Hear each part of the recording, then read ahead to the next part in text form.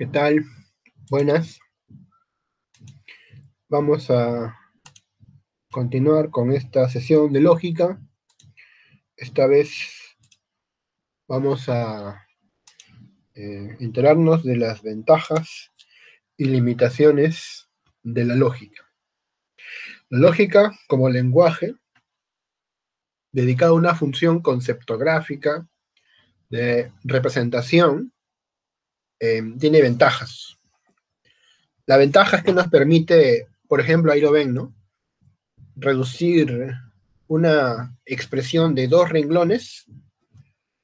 Vamos a ver.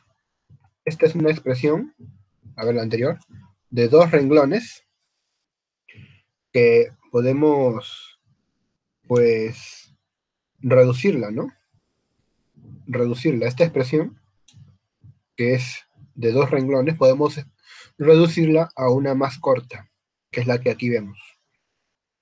Bien. Lo mismo acá, una expresión de 3, la número 3, de una línea se reduce en menos de una línea. Bueno, esa es la ventaja, ¿verdad? Permitir expresar muchas palabras en pocas palabras. Entonces se dice que la lógica pues tiene esta ventaja de la simplicidad. Aunque miren, fíjense que la traducción lógica no es algo tan sencillo como pareciera. Por ejemplo acá, aunque seas hijo del rector, no ingresarás.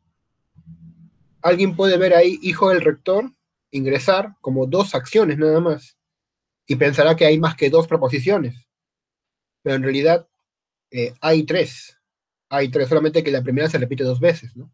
Seas o no seas hijo del rector, pero no P e igual no ingresarás, negación de Q. Ahí tienen un ejemplo. Y igualmente en el número 2, debido a que Juan aprobó su curso, sus padres le regalarán una bicicleta, sea que la quiera o no. Esta frase, para poder ser llevada a esta expresión, debe ser traducida, debe ser llevada a un lenguaje más claro, que es la forma lógica, que es la que ven acá. Que esto de acá es lo que quiere decir dos, no es la, digamos, la explicación mejor de lo que dice dos, o una traducción. Y esa es justamente, esta labor de acá es una labor clave, de comprender qué quiere decir la proposición. A ver, continuemos. Este es un ejemplo más largo. Fíjense lo que puede hacer la lógica. Esta es una frase que sale en las aventuras de Sherlock Holmes. Un perro fue encerrado en los establos, y sin embargo, aunque alguien había estado allí y había sacado un caballo, el perro no había ladrado. Es obvio que el visitante era alguien a quien conocía bien. Reconstruimos esto para hallar la forma lógica, para expresarlo en términos más comprensibles. Premisa 1. Si el perro no hubiera conocido bien al visitante, entonces hubiera ladrado. Premisa 2. El perro no ladró. El perro no ladró. Por lo tanto, el perro conocía bien al visitante. Y esto se expresa de esta manera, ¿no? Si no P, entonces Q. Y no Q, por lo tanto, P. Bueno, aquí se ve claramente algo que después algunos conocerán con el nombre de modus tollens. Fíjense cómo esta frase, de nuevo, en su versión cruda, en su versión, digamos, de primera mano, si quieren verlo, una versión pues cruda, podemos decirlo, materia prima, en cambio esto es materia elaborada. Esto es ya materia elaborada. ¿Sí? Esto ya ha sido digerido, ha sido pensado, y esto es lo que mejor expresa el significado de lo que ven arriba. Pueden haber algunas omisiones, ¿no? Por ejemplo, esto de que el perro estaba encerrado no está acá. Se puede despreciar en términos lógicos.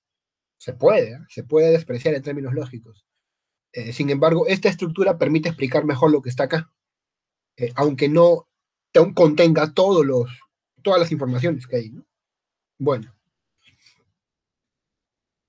estos son, de nuevo, ejemplos que demuestran lo manejable que puede llegar a ser la lógica,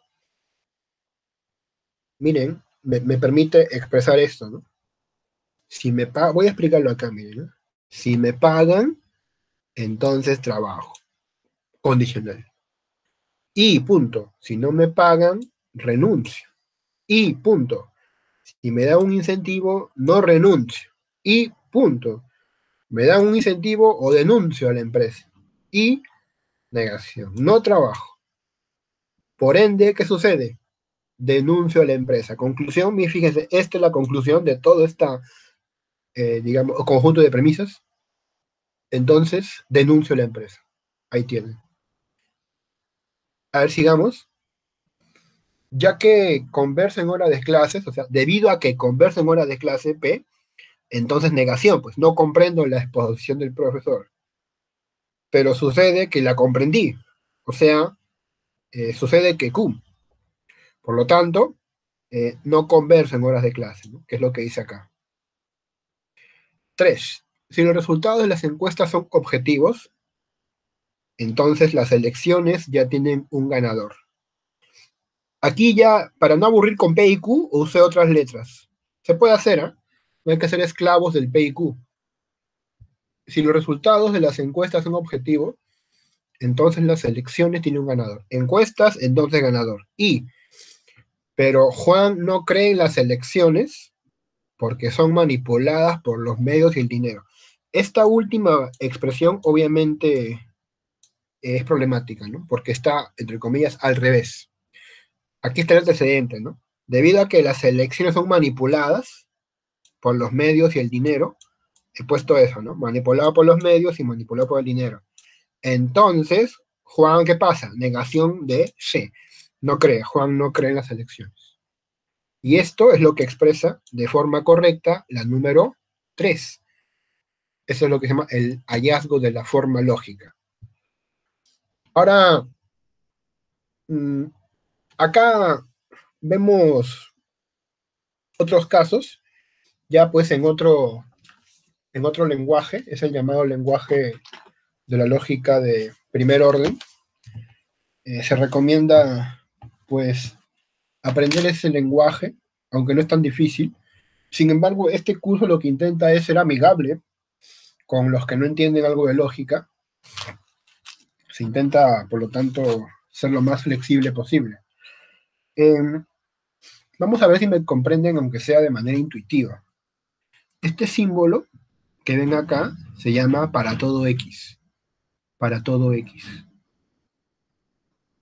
Un cuantificador universal. A ver, ¿qué dice la frase 3? Todos los amigos de la filosofía y de la ciencia son respetuosos de todo conocimiento. Eso se va a expresar de esta manera. Para todo X, si X es amigo de la filosofía y X es amigo de la ciencia, ahí que dice, todos los amigos de la filosofía y de la ciencia. Entonces, para todo Y, si Y es conocimiento, entonces X respeta a Y. Recuerden la primera frase, todo amigo de filosofía y ciencia es respetuoso de todo conocimiento. Continuamos entonces, para todo X, si X es amigo de la filosofía y X es amigo de la ciencia, entonces, para cualquier Y, si Y es conocimiento, entonces X es respetuoso de Y. Ese mismo X que era amigo de la filosofía y de la ciencia, ese mismo X es respetuoso de Y, ¿pero por qué? Porque Y es conocimiento. Ahí tienen entonces, esta expresión es una expresión de lo que se llama la lógica de primer grado. Siguiente, a ver. Todos los chicos están enamorados de una chica. Esta es una frase clásica que refleja dos formas conflictivas. ¿Qué quiere decir que todo chico está enamorado de una chica? Vamos a ver. En principio, que todo chico esté enamorado de una chica significa pues que cada chico tiene su chica a la que ama. Repito, todo chico tiene su chica a la que ama. Por eso todos los chicos están enamorados de una chica. Para todo X, si X es hombre, entonces existe un Y, tal que Y es mujer y X está enamorado de Y. ¿Ya? Entonces todo chico tiene a una chica, ama a una chica. Ya, eso es lo que puede decir 4, pero también hay otra lectura de 4, que es lo que hace especialmente ambigua esta expresión. Todos los amigos, todos los chicos están enamorados de una chica, puede querer decir que eh, aman a la misma chica. Están enamorados de la única chica, tal vez del salón, o de la facultad, o del edificio, de la calle, del barrio. O bueno, es la chica pues a la que todo el mundo mira, ¿no? Por así decirlo. Entonces, ¿qué se dice? ¿No? Hay una chica tal que todos los chicos están enamorados de ella. Existe un Y tal que Y es mujer y para todo Y, si Y es hombre, entonces Y está enamorado de X. Eso es lo que quiere decir que hay una chica tal que todos los chicos están enamorados de ella. Sigamos con la lógica cuantificacional. Los nombres de personas van con mayúsculas. Camilo, Pati y Mario son nombres de personas, por lo tanto, comienzan con mayúscula. Este es un ejemplo clásico de cómo enseñarle a un chico a manejar el lenguaje.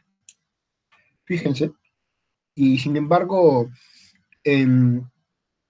cuando queremos expresarlo en términos de la lógica de primer grado, se acopla perfectamente. Perfectamente queda. Para todo X, para todo X, si X es nombre de persona, entonces X va con mayúscula. Camilo es nombre de persona. Patti también. Y Mario también es nombre de persona. Por lo tanto, Camilo va con mayúscula, Patti también, y Mario también va con mayúscula. ¿No? Aquí vemos una cierta semejanza pues, con el modus ponens. ¿Bien? Siguiente. Este es un argumento un poco más complejo. Es un poco más complejo, pero también se puede traducir al lenguaje de la lógica. Si Carlos es responsable, entonces estuvo en el lugar de los hechos. ¿Dónde está Carlos? Acá. Esta C pequeña significa Carlos y esta R responsable. Carlos es responsable. Entonces, ¿qué pasó con él? Estuvo en el lugar de los hechos. Carlos estuvo, estar. Esta es la relación de estar. ¿En dónde? En L, en el lugar de los hechos. Premisa 2. Si estuvo en tal lugar, alguien lo vio. Si Carlos estuvo en L, entonces existe un X tal que X vio a Carlos. Premisa 2. Premisa 3. Pero nadie vio a Carlos. Nadie, o sea, no hay ni uno, no hay nadie que lo haya visto. Entonces, no es cierto que haya un X tal que X vio a Carlos. Conclusión, Carlos no es responsable. Carlos no es, ¿no? La negación de que sea responsable, ¿no? Aquí está. Seguimos con estos ejemplos lo que buscan es que comprendan que la lógica es un lenguaje flexible que puede expresar muchas ideas que nos interesan, ideas sobre las cuales podemos mantener cierta objetividad. A ver, todos los peruanos son sudamericanos. Aquí está. Para todo X, si X es peruano, entonces X es sudamericano. Pero ningún sudamericano es europeo. ¿Esto qué significa? Que para todo X, si X es sudamericano, entonces no es cierto que X sea europeo. Esto, que se ha leído como un todos, es un no, ¿no? Todos es un no. Recuerden, todo sudamericano es un no europeo. Significaría simplemente que ningún sudamericano es europeo. Es otra forma de decir lo mismo. O sea, lo que le quiero decir es que esta es la forma de expresar el ningún. Todos los animales cuadrúpedos y vertebrados son mamíferos. Para todo X, si X es animal y X es cuadrúpedo y X es vertebrado, entonces X es mamífero. También, miren. No es cierto que todos los compañeros de Roberto sean profesionales. No es cierto, esa negación. Que para todo X, si X es compañero de Roberto, entonces X es profesional. ¿Esto qué pasa? No es cierto, pues se niega. Pues. Bien. Pero no todo es alegría, ¿no? Hay casos de excepcionales que no pueden ser representados. Recuerden que la lógica es un lenguaje artificial. Su creación se debe al interés humano de estudiar la relación de validez dentro de los límites del lenguaje perfecto. Sin embargo, es dudoso que la lógica pueda capturar todos los significados posibles de las conectivas lógicas. Por ejemplo, la expresión, ¿no? Sócrates eh, tomó cicuta. Sócrates tomó cicuta. Sigamos. Y murió. Genera problemas si se simboliza como una conjunción P y Q. Claro, es que esto no es P y Q, ¿verdad? Eso que ven ahí no es P y Q. Más bien es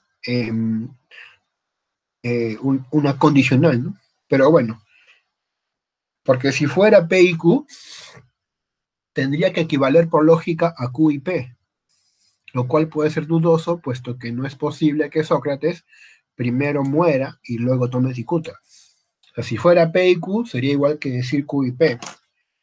Esa es una regla lógica llamada la propiedad conmutativa. ¿Ya? A ver. A esto me refiero. Esta regla es la que se llama la propiedad conmutativa. P y Q equivale a Q y P. Y sucede de que si se aplica eso en el caso de Sócrates, tomó cicuta y murió, pues se revela como una expresión incorrecta, pues porque no puede ser intercambiable. Bien.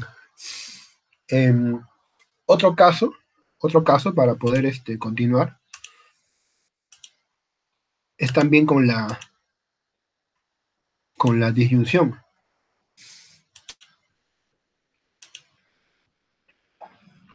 Solemos decir que Pedro está en Brasil o Paraguay. Sin embargo, deberíamos haber dicho o bien, ¿verdad? Porque esa O es la O inclusiva. Sin embargo, la gente habla así, ¿no? Está en Brasil o en Paraguay, no dice o bien esto o bien lo otro. Entonces, hay expresiones en el lenguaje natural que vistos desde el lenguaje lógico parecen confusos, parecieran. ¿No? Vamos a ver. El caso de la negación. ¿Qué pasa a ver acá, no? El actual rey de Perú no es Canoso. El actual rey de Perú no es Canoso. Eh, ¿Cómo se podría leer eso? ¿Cómo podría esto tener una lectura más clara? Sucede que es ambiguo. Es ambiguo. El actual rey de Perú no es Canoso. ¿Por qué? A ver, ¿por qué es ambiguo? Por esta negación. ¿Qué es lo que se dice? Que este rey no tiene cana o que no hay tal rey canoso.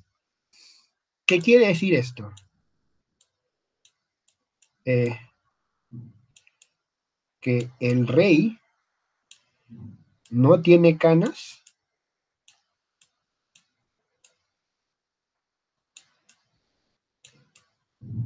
o que más bien no hay tal rey. No hay tal rey. ¿Qué quiere decir eso? Bueno, las dos lecturas se pueden dar. A ver, existe un único individuo que es actualmente el rey de Perú. Existe X, tal que X es peruano, o X es rey de Perú, ¿sí? X es rey de Perú, y ¿qué más dice? pero no es verdad que ese individuo sea canoso.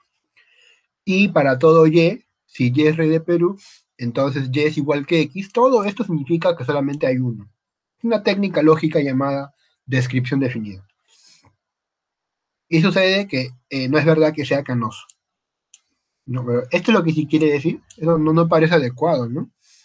Porque aquí dicen que sí hay tal rey, pero sucede que no es canoso. Eh, ¿Y qué dice la otra? No es verdad que exista un individuo, no existe, negación de existe un X tal que X sea rey de Perú y para todo Y, si Y es rey de Perú, entonces Y es igual a X, todo eso significa solamente hay uno, y X es canoso, y X es canoso. Eso es lo que dice ahí, ¿no? Y X es canoso. Eh, pero, ¿qué dice acá? Pues que no hay. No es verdad que hay un individuo que sea rey de Perú y que sea canoso. No lo hay.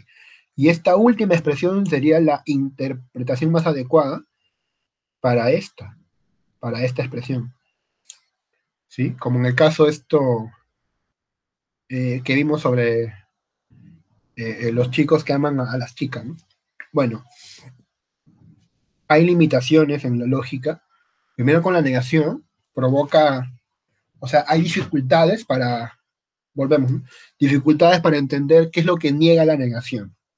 ¿Niega la existencia o niega el predicado? Ya.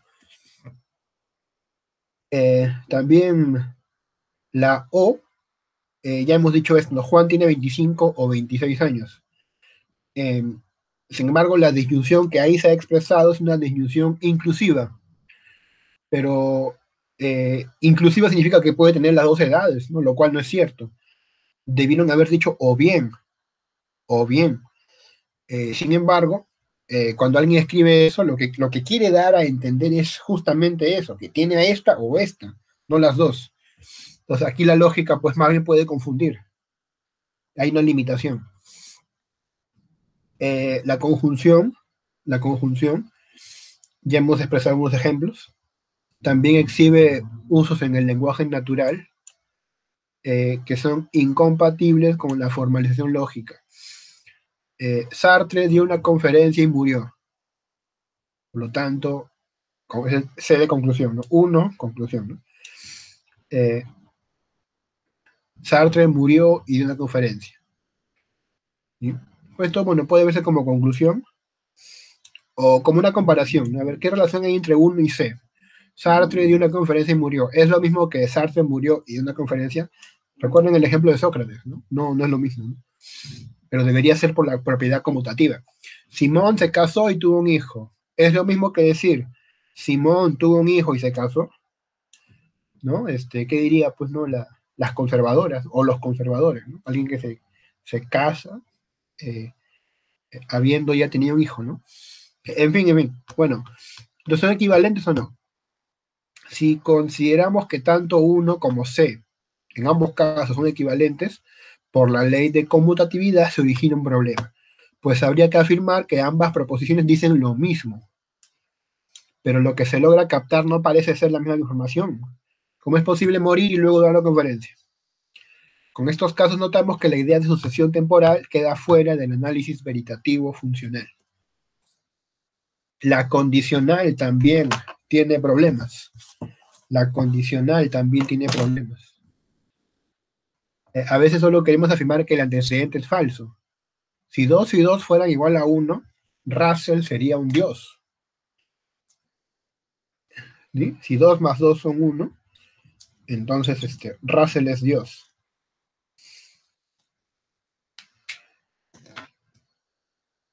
¿Qué queremos decir ahí? A ver, aquí vale la pena hacer una pausa para explicar esto, ¿ya? ¿Qué queremos decir, no? Cuando tenemos ante nosotros este caso, ¿no? Si 2 más 2 es 1, Russell es Dios, ¿no? Bertrand Russell es Dios. Fíjense, que lo que queremos decir es que 2 más 2 no es 1. Porque si se aplica aquí la lógica que comúnmente conocemos, el antecedente es falso, y como el antecedente es falso, todo debe ser verdadero, entonces es un condicional verdadero, ¿no? Lo cual pues no convence a nadie, no convence a nadie. En realidad, cuando alguien dice esto, lo que está diciendo es que 2 más 2 no es 1, ¿no? Hay un ejemplo, ¿no? Cuando le dicen, profesor, ¿no? Quiere subirle un punto y le dice al profesor, ¿no? De repente le ponen 4, pero quiere que le ponga un 5, ¿no? Profesor, pero 2 y 2 son 5, le dice. Por eso que le puede decir, miren, si 2 y 2 son 5, yo soy el Papa. ¿Qué le ha querido decir? Que 2 y 2 no son 5, son 4, te quedas con tu 4 nomás. Ya, entonces, fíjense que en este caso un condicional era una forma distinta de hablar de una negación, en el lenguaje práctico, ¿verdad? En el lenguaje natural. Y esto la lógica no lo logra captar del todo. Bien, sigamos a ver con la condicional. Rawson nos da, este ejemplo es muy bueno, un ejemplo del uso del condicional en el lenguaje natural que no concuerda con nuestra definición para la constante entonces, para la constante flechita. Si estaba perturbado, preocupado, no se le notó, ¿no? P negación Q.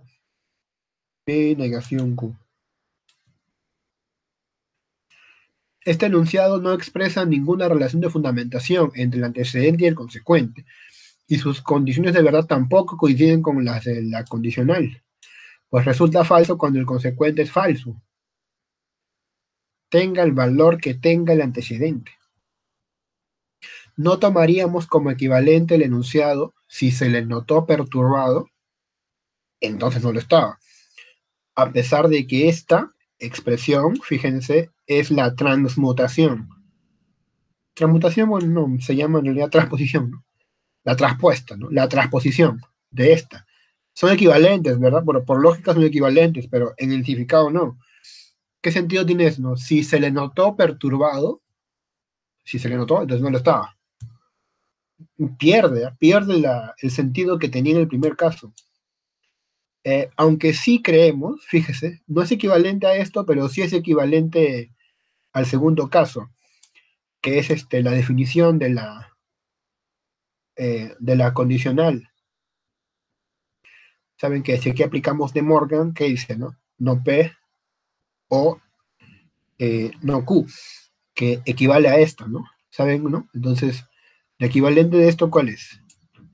Negación de P, negación de P o negación de Q. Esto es la expresión que corresponde. Negación de P o negación de Q.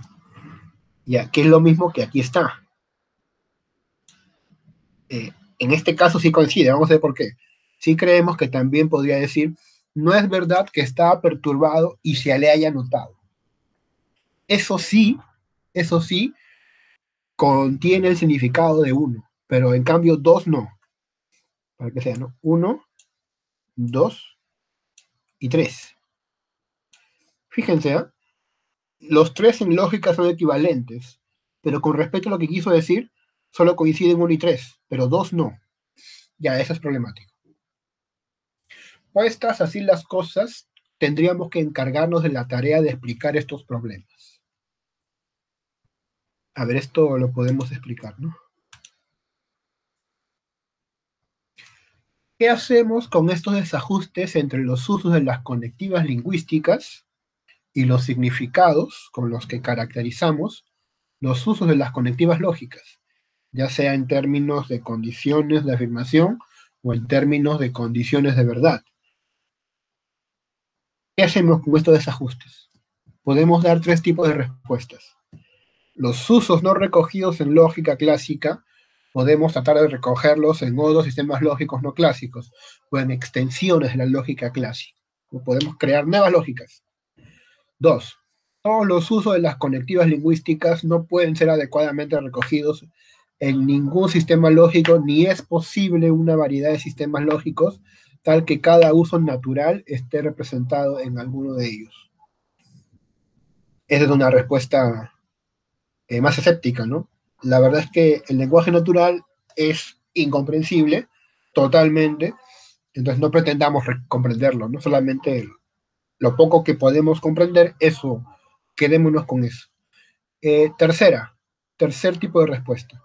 Los usos de las conectivas enunciativas que importan para la verdad están adecuadamente representados como funciones de verdad. Otros usos no son veritativos funcionales, sino condiciones de relevancia en situaciones concretas, pero el significado de las conectivas lógicas nos da el núcleo importante de las condiciones de la validez de los argumentos.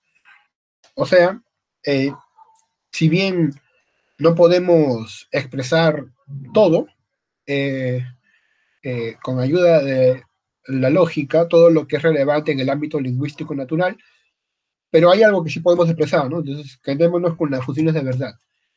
Ya, esa es una forma de entender este debate. Eh, las limitaciones no solamente tienen que ver con las equivalencias, sino también con las implicaciones. Fíjense, vamos a compartir, ya, para que podamos ver la presentación.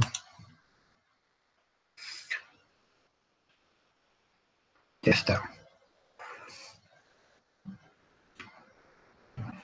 Recordando la ley de la simplificación, la siguiente inferencia debería ser válida. A él le gustaría visitar los Estados Unidos y a sus aliados económicos. Por lo tanto, a él le gustaría visitar los Estados Unidos. Esto se conoce como simplificación, ¿no? Como tengo P y Q, puedo deducir P, ¿ya? O puedo deducir Q, ¿no? Puedo cortar, es lo que quiero decir.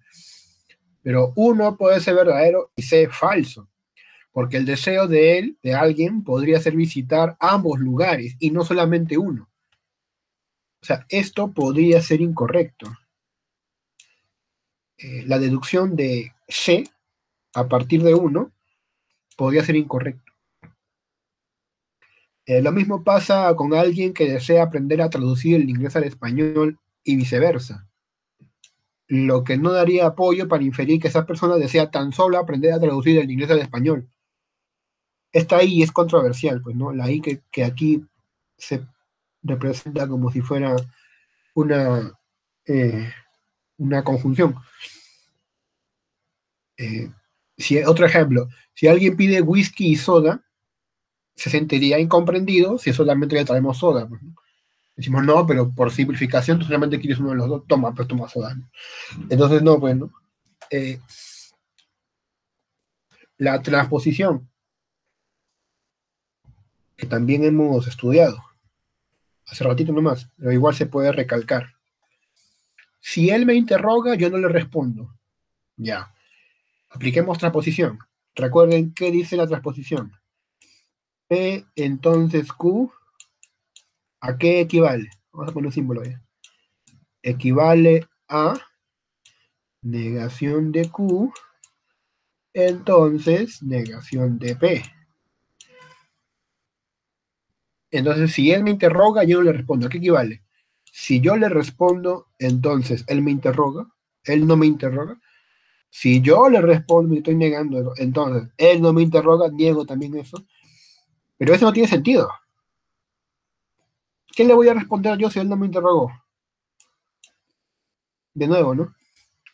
Si Eric es miembro del Parlamento, entonces él recibe $4,000 mensuales. Es lo mismo que decir, si Eric no recibe $4,000 mensuales, entonces él no es miembro del Parlamento. No es lo mismo. Resultan muy observables estas tres inferencias, habida cuenta de que no parece existir correspondencia entre premisa y conclusión. Así, por ejemplo, en el caso tercero, Eric, en el caso de acá, ¿no? De Eric, es en 10, en R10, razonamiento 10, un miembro de parlamento que deja de recibir lo que merece sin dejar por eso de ser un miembro de parlamento.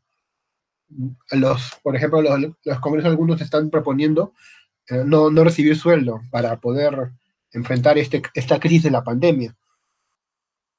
Un sector propone eso, ¿no? Creo que la mesa directiva ha dicho que no van a recibir sueldo, algo así, ¿no? O van a donar parte. Sin embargo, así, ¿no? Como el ganador de una carrera no dejaría de ganarla por el hecho de no recibir el premio. Ya, ahí tienen un ejemplo de la transposición que no se respeta en términos, digamos, racionales.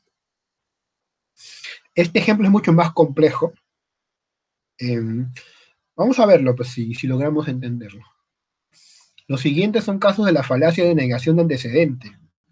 Si Carr se casa, entonces él deja de ser soltero. Carr no se casa, por lo tanto, Carr no deja de ser soltero. Sin embargo, si uno analiza bien lo planteado, se puede percatar que guardan ciertos sentidos esta lógica, es decir, parecen cumplirse. Un análisis lógico lo puede sustentar. Vamos a estudiar el caso R20, ¿ya? Lo voy a escribir acá también. Si Carr se casa, entonces él no es soltero. Y sucede que él no se casó. Por ende, él es soltero. Colocamos acá los símbolos de agrupación. Pero tiene sentido, ¿no? Si él se casa, él no es soltero. Sucede que no se casó, entonces él es soltero. Pero ¿qué pasa acá? De que aquí hay una falacia, ¿no? Acá hay una falacia. Por la forma lógica hay una falacia. ¿Cómo se llama esta? Denegación de antecedente. Denegación de antecedente.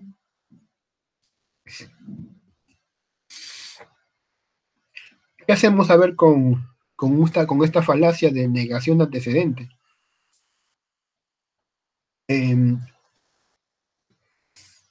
Aquí es lo complicado, pues. Vamos a hacer uso de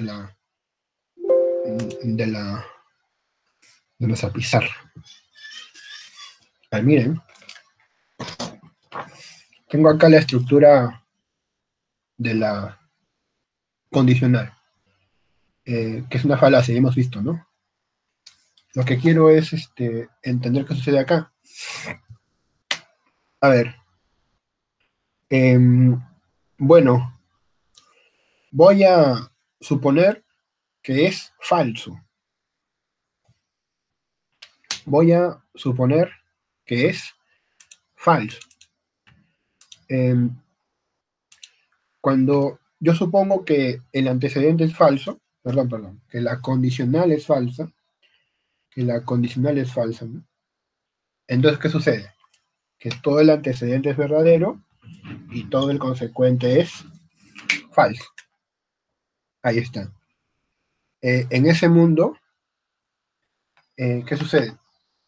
Que como la conjunción es verdadera, cada una de sus componentes es verdadera. Y ya está. Entonces, si negación de P es verdadero, P es falso. P es falso. P es falso. ¿Y qué más? Y negación de Q sería verdadero. ¿Por qué? Bueno, porque Q es falso, ¿no? Porque Q es falso. Bien. Ya está. Esto convierte en verdadera al condicional que ven acá. Este condicional entonces se cumple con lo que aquí dice, ¿no? Falso, entonces verdadero, se cumple verdadero. Bien. Y también es verdadero la segunda premisa, ahí está la segunda premisa es verdadera. Y falsa es la conclusión es Q. Así, el mundo en el que ese razonamiento es inválido, recuerden, hemos declarado que es falso, es inválido, es aquel donde Carr no se casa y no es soltero al mismo tiempo. Carr no se casa y no es soltero al mismo tiempo. Recuerden que la expresión P, ¿qué cosa era P? Que Carr se casa. ¿Y qué cosa era Q? Q es el es soltero.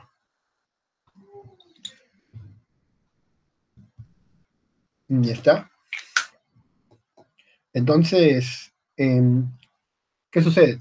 Que si hacemos el análisis lógico que hemos indicado, se deduce que esto que hemos hecho se cumple en un mundo en donde Car no se casa porque P es falso, ¿ya? No se casa.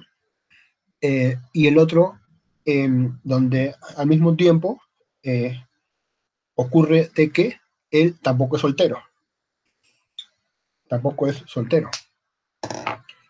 Entonces sucede que Car no es soltero, ¿ya? No es soltero. Pero algunos piensan, pero si no es soltero, entonces está casado. No, pero tampoco está casado. Mm, ya, pues, pero no tiene sentido. No tiene sentido. Fíjense, es una contradicción. Es una contradicción, digamos, en el significado, ¿verdad? A nivel lógico se va a cumplir, pero si lo estudias bien, no tiene sentido, pues, porque si está casado, ya no es soltero. Si es soltero, no está casado. Pero ocurre que aquí puede ser que no esté casado y no sea soltero al mismo tiempo. Debe ser incorrecto, por ejemplo. Entonces, esta contradicción, vamos a aplicar una suerte de reducción al absurdo, me prueba que esta estructura no es falsa, no es inválida.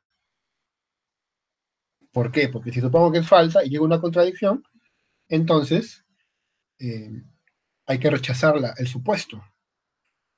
Pero tiene la estructura de una falacia, de negación del antecedente, pero a la vez no lo es.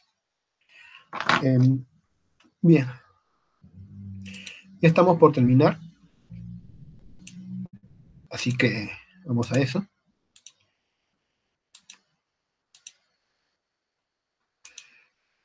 Hay otras limitaciones que también están en el ámbito del derecho con respecto a lo que es la lógica, el llamado contrarius sensu. Lo mismo puede notarse en los casos de los argumentos por contrarius sensu. El llamado argumento jurídico significa de sentido contrario, no es otra cosa que, dado un condicional, derivar de él mismo, derivar de él el mismo condicional, pero con antecedente y consecuente negados. Es decir, P entonces Q. A partir de esto, contrarius sensu quiere decir no P, entonces no Q.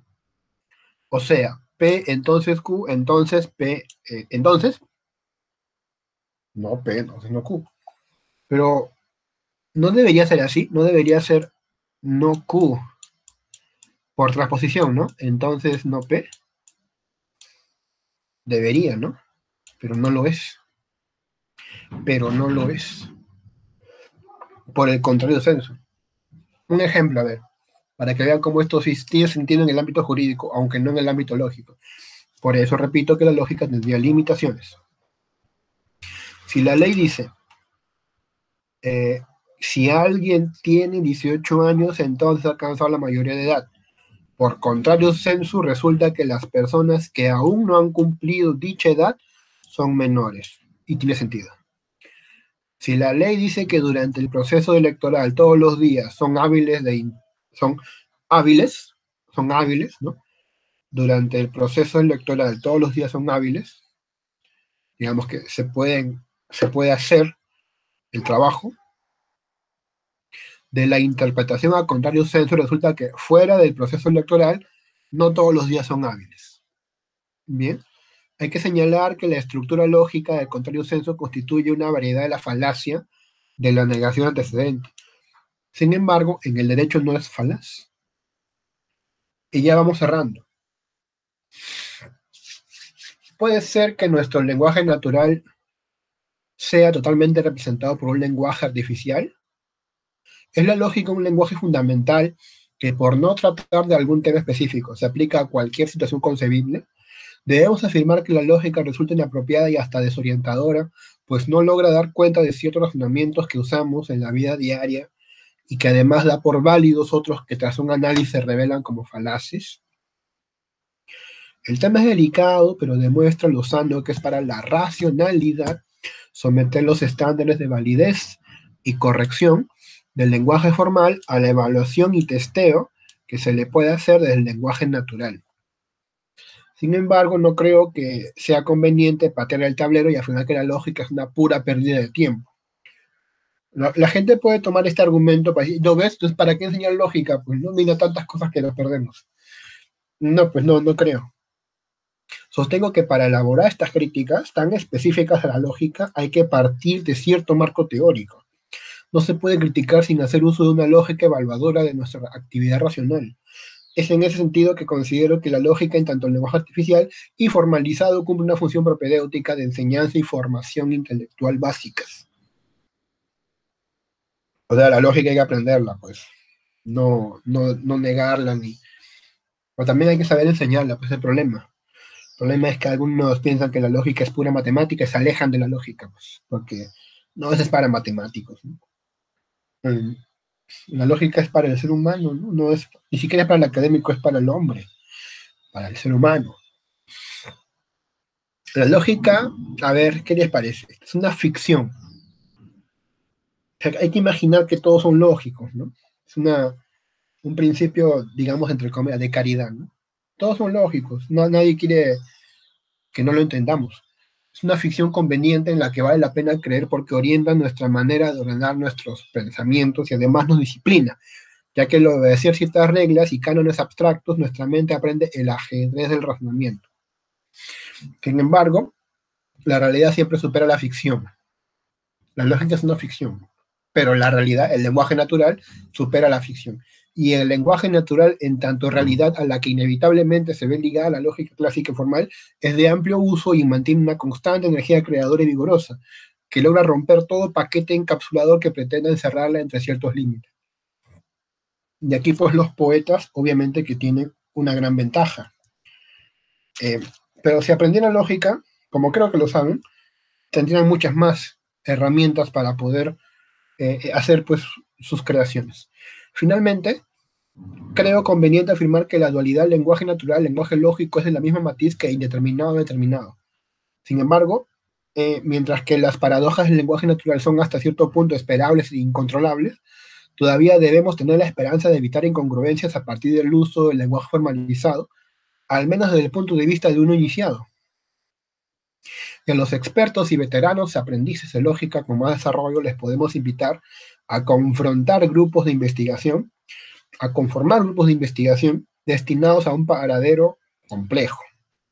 Buscarán romper con toda lógica previa, pero terminarán instaurando otra. Esta es nuestra humana encrucijada.